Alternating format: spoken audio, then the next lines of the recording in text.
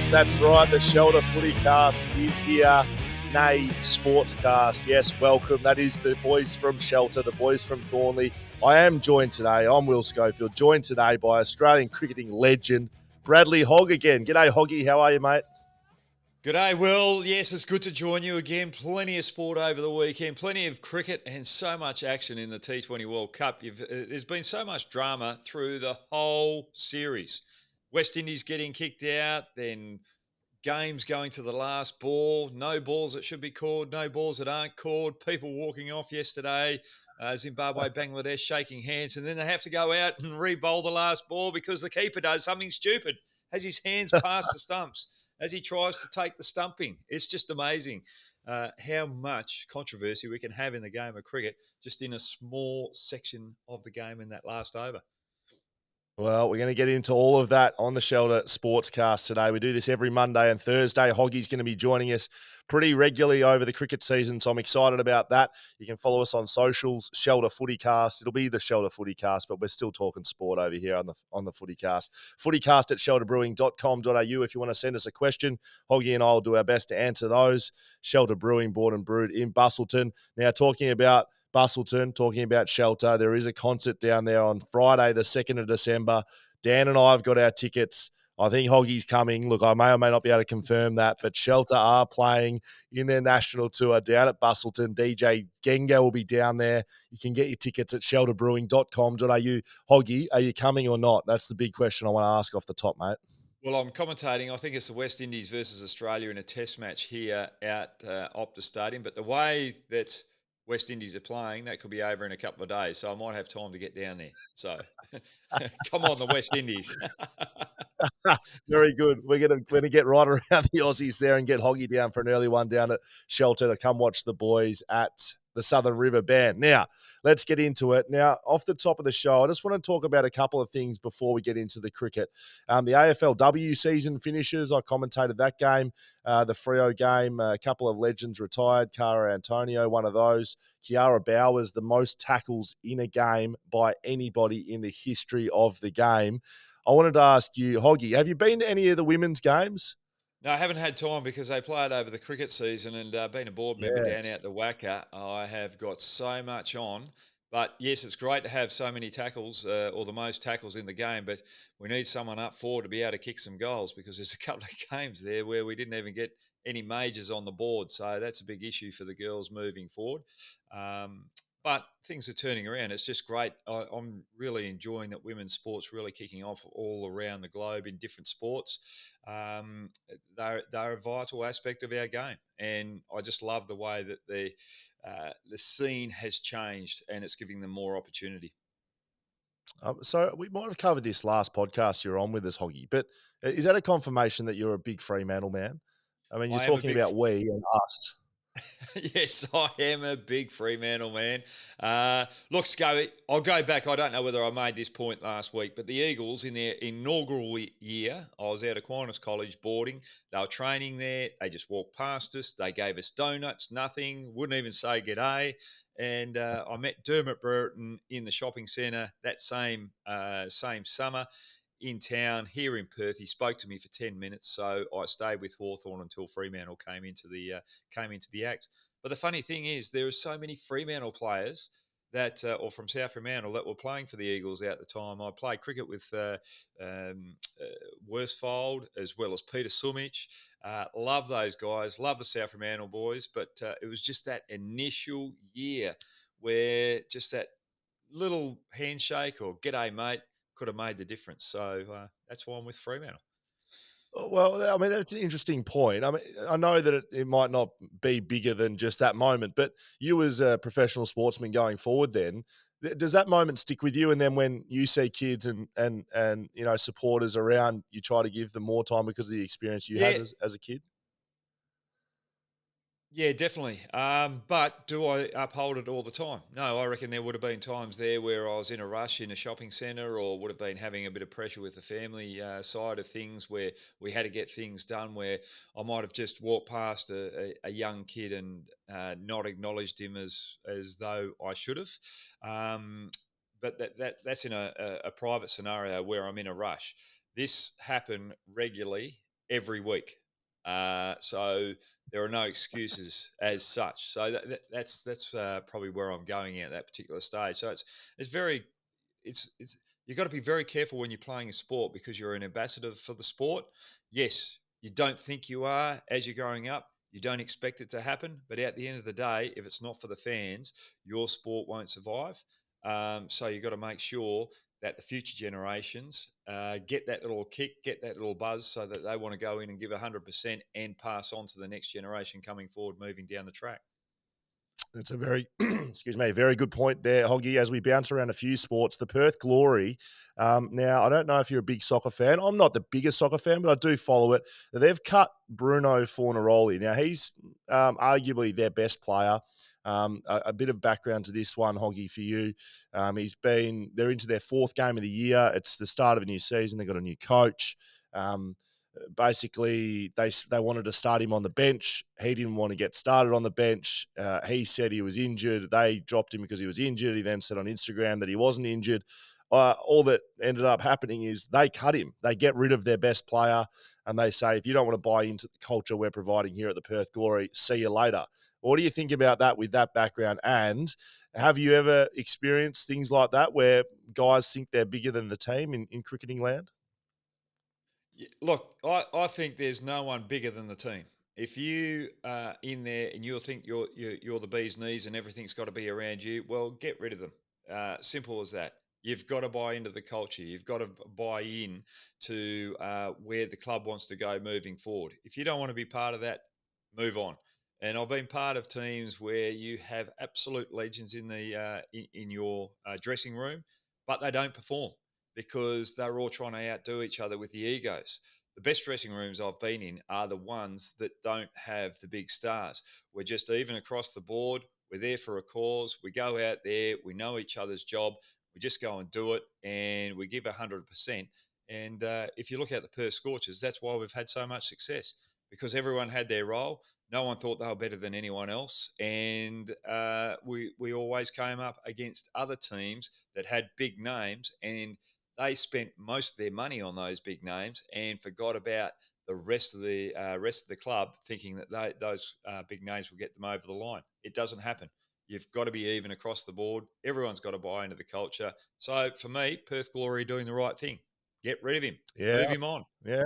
Yeah, I agree. I think some of the fans were disappointed, but a lot of people that have been in team organisations, been at the elite level, have the same opinion as you and me because I'm the same. If you got someone not buying into the club culture and you've got an opportunity to get rid of them, we'll do it because the quickest thing that'll bring a team down is people like that want to put themselves above the team. And the best teams they don't win because of the best players. They win because of the best teams and how you can work together and how you can be connected and how you can respect each other. All of that stuff is more important than the talent sometimes. The talent, most people have it. Most people are talented. It's about buying into that team culture. So I was happy to see the Perth Glory flick them. Another thing I want to ask you about before we get into the cricket, Hoggy, Netball Australia. I don't know if you've been following along with this. Gina Reinhart and Hancock Prospecting pull their $15 million deal over 3 years off the back of,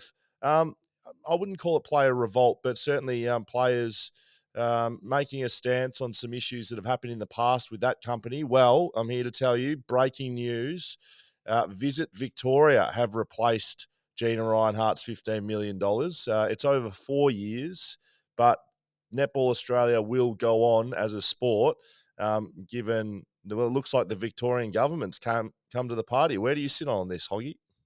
Look, this is a government organisation that's getting Netball Australia out of the NUA as such. For me, Mm.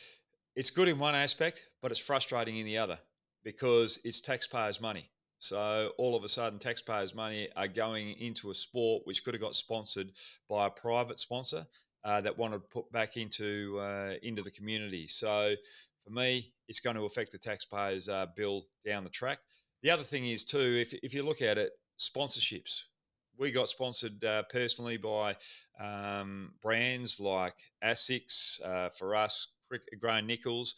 A lot of players going back to truck up, get as much as they possibly can, and all of a sudden they don't think about the roll down effect to the customer So all of a sudden, if all sports stars go and get 20 pairs of shoes every year and they only need five, all of a sudden that customer who goes to the shop, instead of paying $150 for a pair of shoes, he's got to pay $250 for a pair of shoes because of the simple waste and greed of sports people. So again, I think, yes, we get a few benefits out the top of the order, but we've also got to think about the roll-on effect to the customer and to the community down the track. So, yes, it's good in one way that they're getting sponsored, but again, it's coming from the taxpayer, and I don't really like that.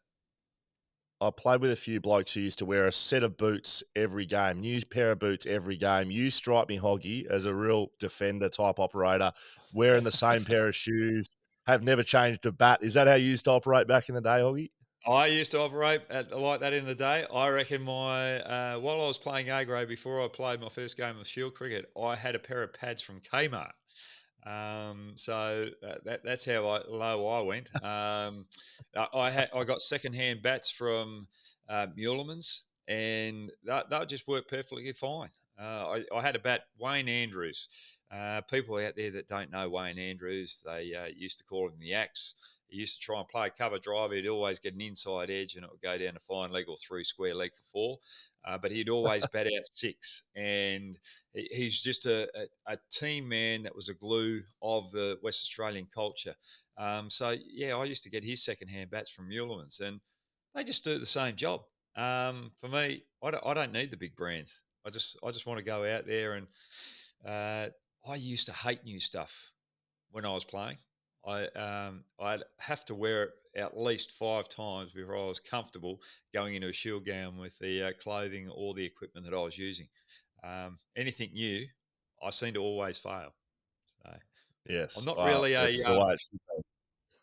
yeah, I'm not really one of those shiny people. I rocked up to I rocked up to a school the other day.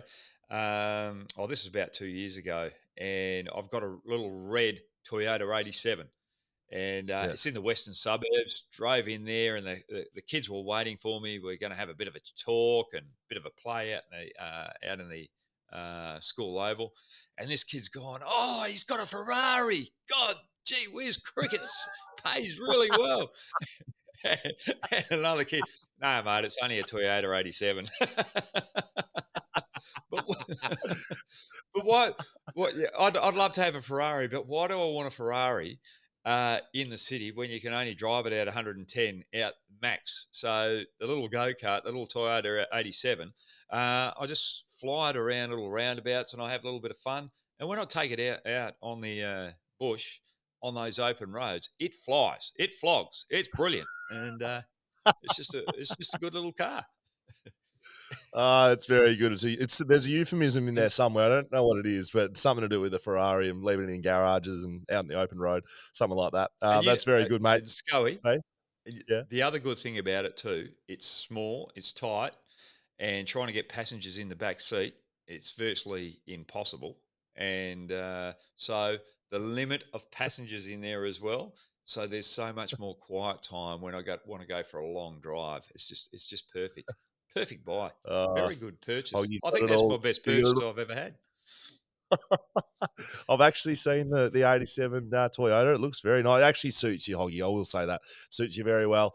You are with Hey, Will what Schofield, Brad what Hogg. number plates Hey, does it have on it? What number plates were on it? Dan, Dan? Baggy 387. Did I get that right? Yeah, you're two over 367. Yeah, my wife got Is that that your for me. Sorry. is that your baggy green That's number? that's my baggy green number, and I came back from overseas and I saw them on my car, and I've just gone, no, no. People are going to realise that I've got a bit of a lead foot. But it's still they're still on there. You haven't taken them off. I haven't taken them off. I don't mind the green on the red. Uh, yeah, Oh, it's very good, mate. Looks yeah. good. Will Schofield, Brad Hogg here on the Shelter Sportscast. We're going to get through a bit of a T20 review and preview coming up next. That's right. Brad Hogg, he's a cricket player, so we better get into the cricket side of things. He's a lot more knowledgeable than I am on all things cricket. Friday, a couple of abandoned matches, Hoggy. Afghanistan, Ireland, and Australia, England. There was a sellout at the MCG. No one could watch it, though. What's going on with your sport, Hoggy? How can you have a sport that can't play in the rain? Seriously. Look, we're really precious, okay? And we wear whites, or well, we used to wear whites. This is where not playing in the rain happened. And you know what happens when you wear whites and you wear coloured underwear? It shows through. So that's why we had to walk off for the rain. Um, but looking at those particular games, I think the Australia England game wash off. I think both teams will be very happy with that because they weren't really comfortable playing against each other. Both teams are a little bit nervous out this stage. Haven't been playing their best. England, before the start of the tournament, were just annihilating everyone. But all of a sudden, the top order are a little bit more tentative. They lost against Ireland, so they've lost confidence, and it was a short turnaround to play Australia. Australia just won that game here against Sri Lanka with the Stoinis 50 off 15 balls, got them over the line. But other than that, every other Australian player was tentative, nervous. So the big stage has really startled a couple of the teams, and these two teams will be very happy to go away with 1 point. Australia will be very happy now moving on because they've got to play Ireland and Afghanistan. They should beat them on Australian conditions very easily. England have got to play New Zealand. So that's going to be a big one for England. And the way New Zealand are playing, I think New Zealand can knock them off. And they've also got to play Sri Lanka. Now, Sri Lanka are a team that England have only been beaten by twice through the whole T20 history, but they're a team that can upset England while they're playing this tentative cricket. So for me, England, I had them out favourites at the start, but I think they're going to be kicked out of the tournament right now, and it'll be Australia and New Zealand going through with that group. Well, that's what's going to happen, isn't it? A lot of people talking about run rate, but effectively, if New Zealand beat England in that matchup you're talking about, and Australia win their matches, then they'll be straight through. You don't have to worry about run rate. So that's what you think is going to happen, Hoggy. Yeah, that's exactly what I think is going to happen.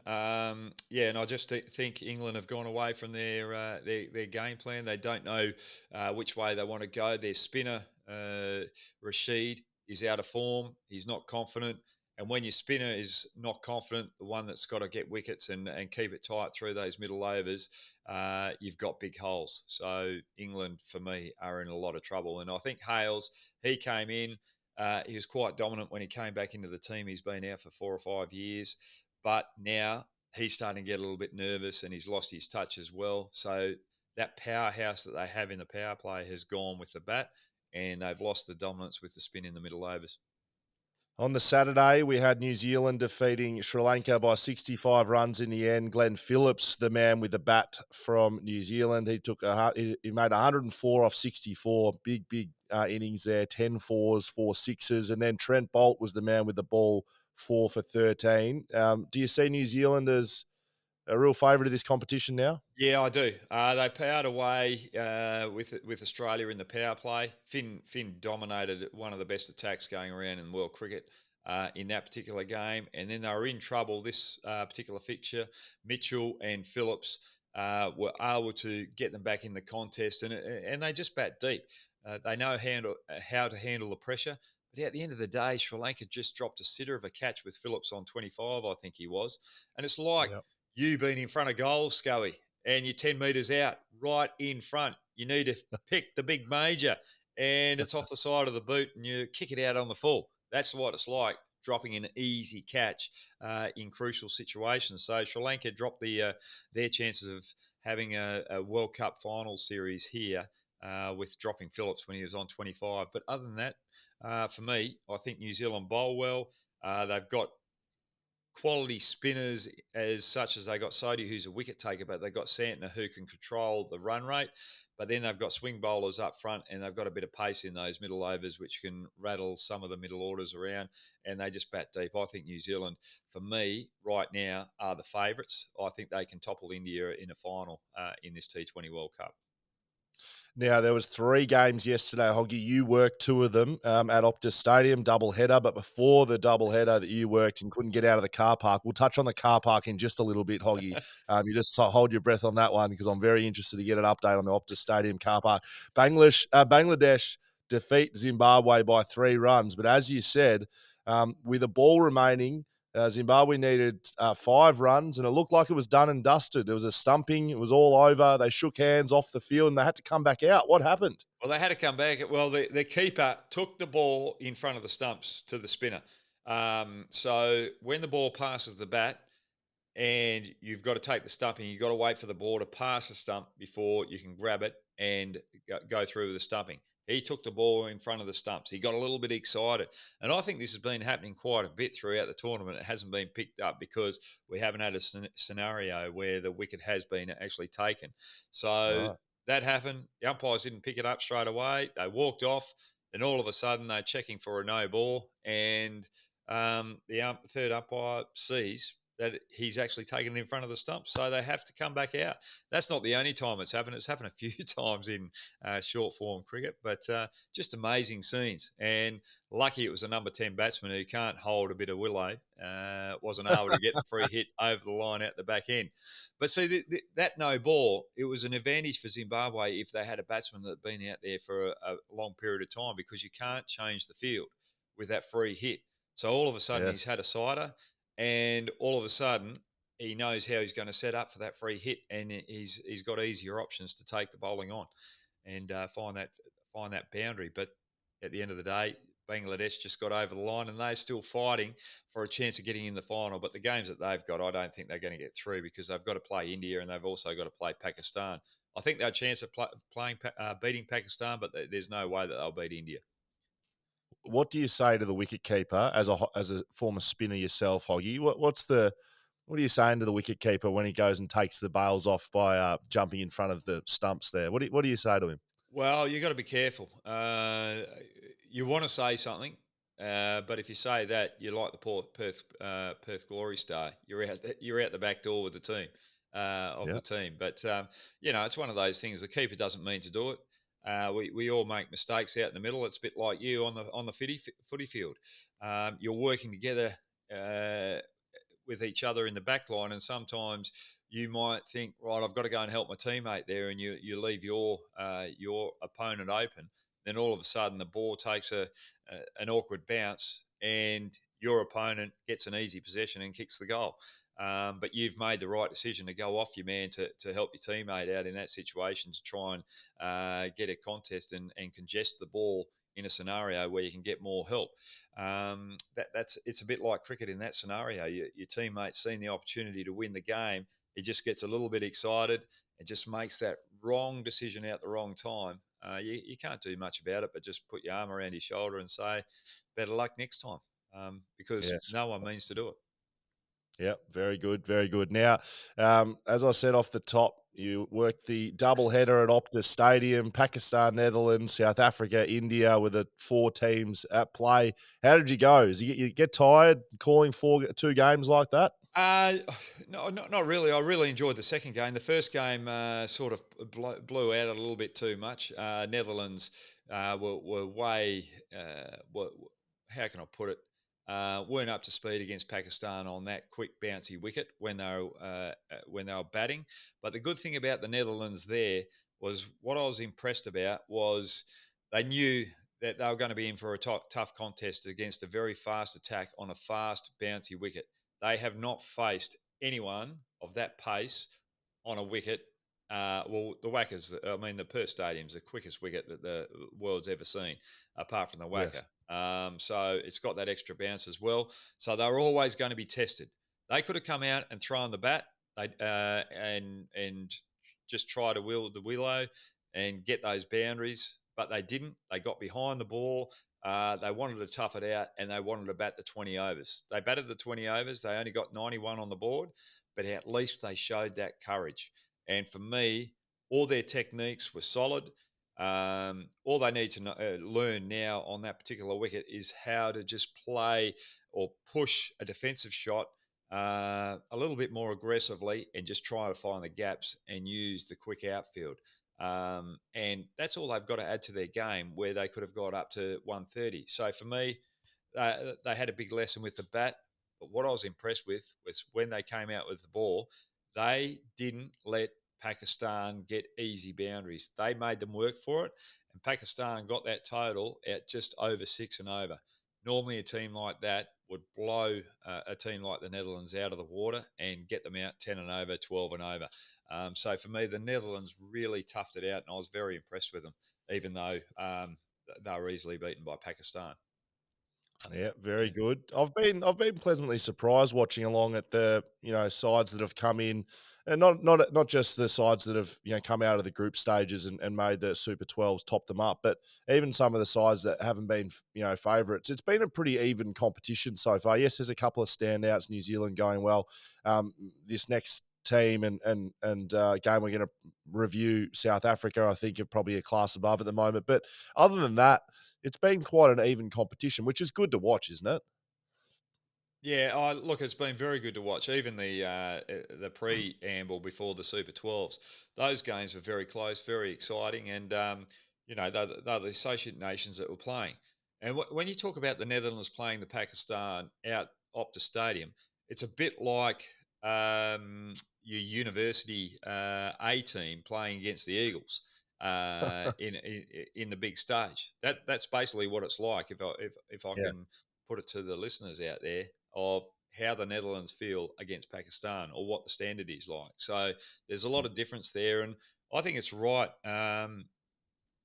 One of the Netherlands players said after the Indian game, it would be great if touring teams going to England pop into the Netherlands for a 3 game series of 1 day cricket, just to be able to give them a bit more exposure to higher class cricket.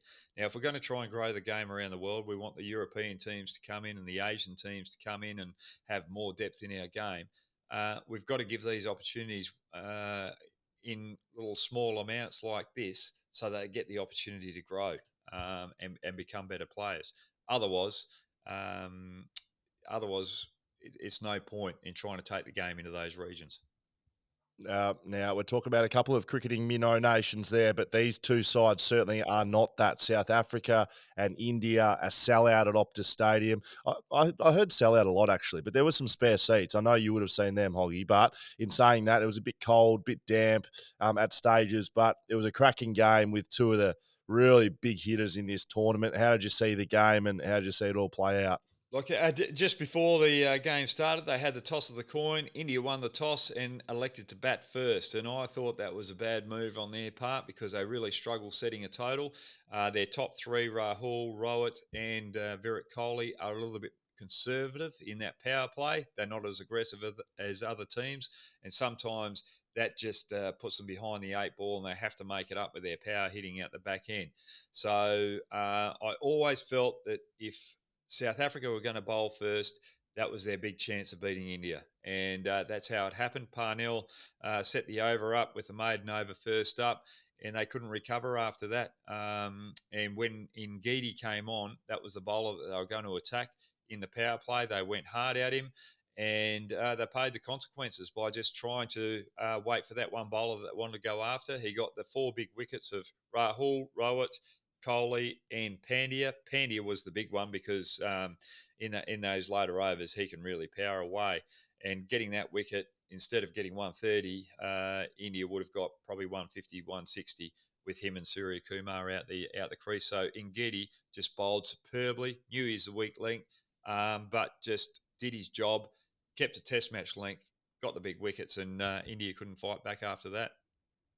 Yeah, and look, I've got South Africa as the favourite to this tournament. That doesn't really mean much to anyone because what do I know? But I picked them off the bat. I just from our little preview of the tournament we did together, what you had to say about their bowling lineup, their depth, and their quality of bowlers, and then you see what they're able to do as a batting lineup. I just think they're well balanced throughout. They don't seem to have a lot of weaknesses. With that game that they played last night, identify that they don't really have a weak spot.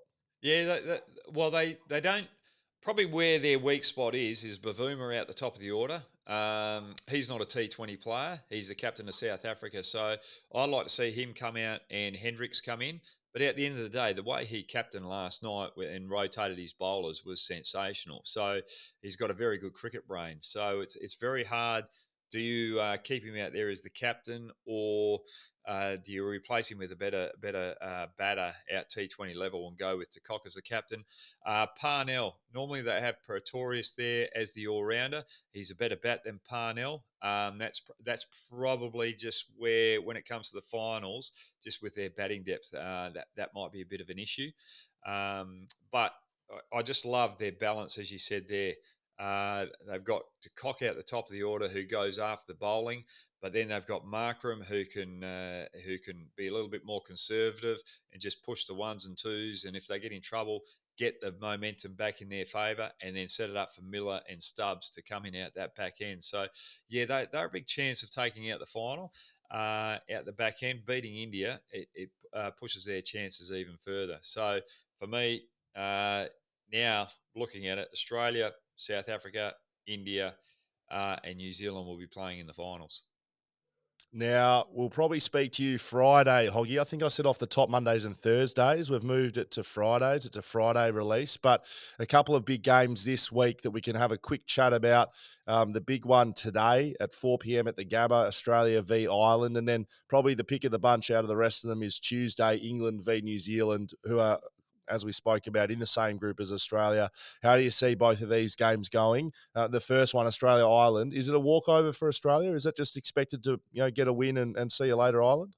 Uh, Look, on paper, it's definitely a walkover, and Australia are playing up in Brisbane, and that's a fortress up there. Apart from India, last time they played us in a Test match, they absolutely annihilated us there. But Australia are a little bit nervous. They know that the game's on the line. They got absolutely caned by New Zealand. They were lucky to beat Sri Lanka. So with that nervous energy and playing against Ireland, it's such a big match. Ireland are a small chance of upsetting Australia here, but I can't see it happening. It just depends on it, it depends on how easy or how prepared Australia are.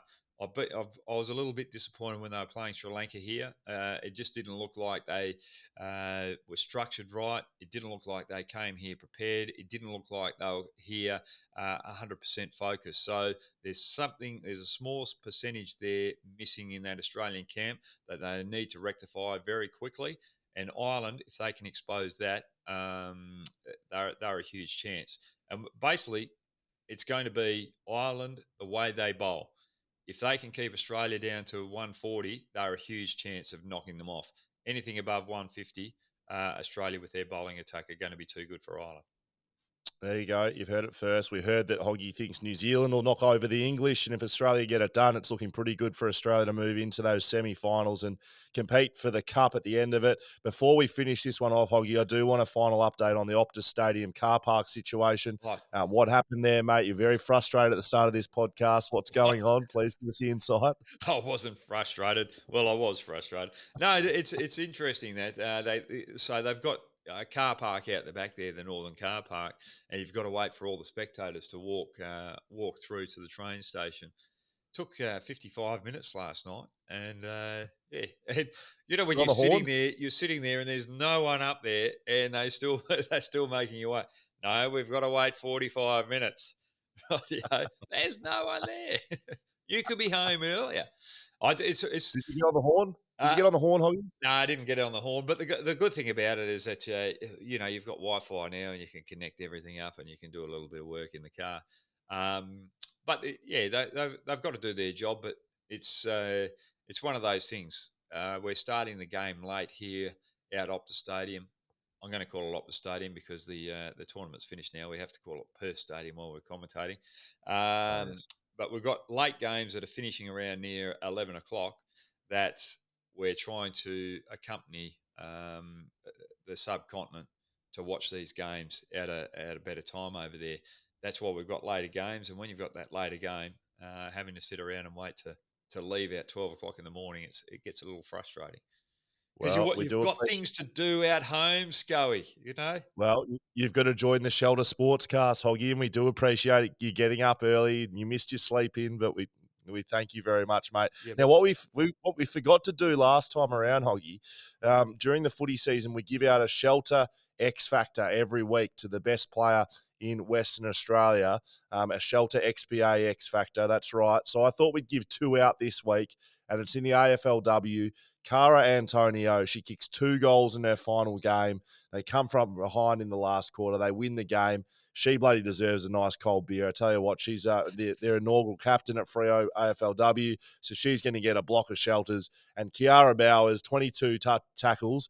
I don't know if this will make it into proper mainstream, but I spoke to Kiara after the game, and I had my stats. I was working the game for Fox Footy, and I had the stats on my phone, and I walked up to her. I said, are you right, mate? You've had 22 tackles, the most of all time.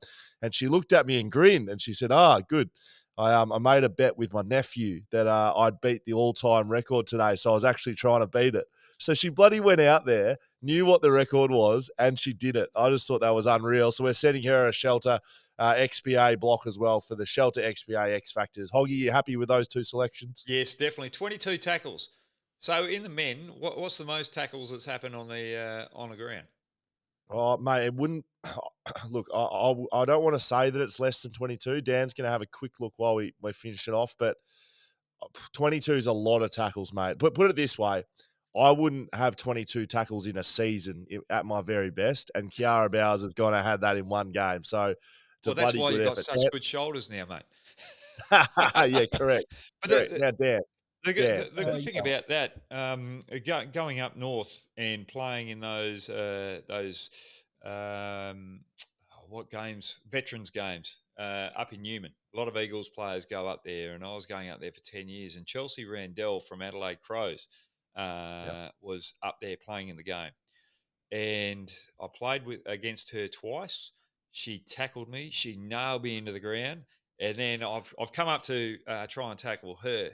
And sort of going, all right. She goes, just grab me, just bury me. So I grabbed her, buried her, and she was tough as nails. And she had so much skill. I was trying to sign her up to go down and play for Williams down in the Upper Great Southern League. She had skill, and I think that's when I realised how tough football is with the women and how hard they go in. And 22 tackles in a game, that's just work rate beyond belief, and it's just great. We've got to realise too that we're trying to get players from different sports to boost the teams as well, but once there's more depth in the sport and more depth in the talent, this game in the women's arena is really going to grow very quickly, and it's going to be very entertaining moving forward. Yeah, I agree, mate. I actually spoke to Jess Duffin at Hawthorn, who was retiring as well, and she's played. She's had a couple of caps at Australian level for the women's cricket side. So you got the cross-coders in the women's. You don't see it as much in the men's. But Dan, so tell me about this. Rory Laird, 20 tackles. Was that this year? That was this year. Previous record before that was Jack Zeeble in 2016 with 19. Wow, well, there you go. Kiara Bowers takes it all. Kiara Bowers, Cara Antonio, take a bow. We'll get those Shelter XPA X Factors out to you. Hoggy, that's us done and dusted. If you want to follow us along, Shelter FootyCast on Instagram, send us an email, footycast@shelterbrewing.com.au. You can watch us on YouTube, listen to us as a podcast. Hoggy, give us something to finish off on, mate. What do you got for us? I was just thinking, but I don't know whether I can say that. You might be able to get some highlights from SEN last night. Tell me, what are you talking about? There's a bit of an issue with Masood and Fucker Zaman. So Masood has taken the ball in front of Fucker Zaman, and there would have been a certain run out if Masood just let Fucker Zaman take it over the stumps and get the easy run out. This is against the Netherlands. And I can't remember exactly what I said. Zaman's very upset with Masood there. And he's just told him, God, your mother, get out of my road. That's very good. Yeah. We'll see you. I don't know how it came out. It came out better than that. Fuckers a man. Unreal. See you later. Yep.